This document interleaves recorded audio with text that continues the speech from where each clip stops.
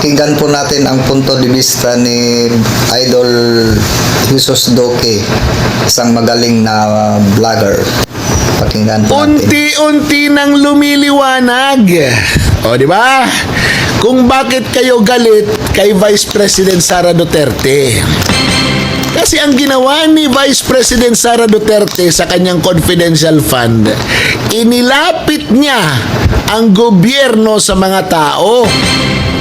Di ba? Pinambili niya ng gamot, pinambili niya ng mga kagamitan sa mga komunidad para hindi ma-recruit ng mga NPA.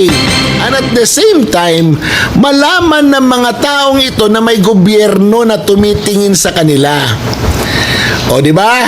O, ano ba ang basic na recruitment na ginagawa ng NPA? Eh, yung Magaling siya na vlogger. kahirapan, yung walang pakialam ang gobyerno. Eh, pag nakialam ang gobyerno, nagbigay ito ng suporta, makaka-recruit pa ba? Hindi na, di ba?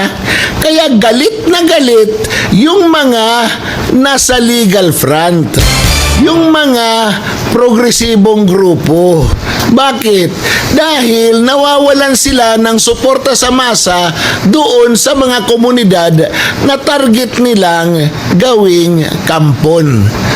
O yan, ha?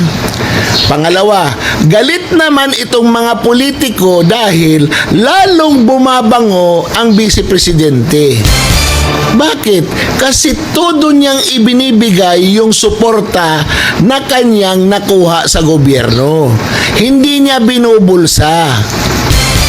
Kitang-kita na pinambili ng mga gamit para sa mga komunidad na nangangailangan ang pera ng confidential fund ni Vice President Sara Duterte.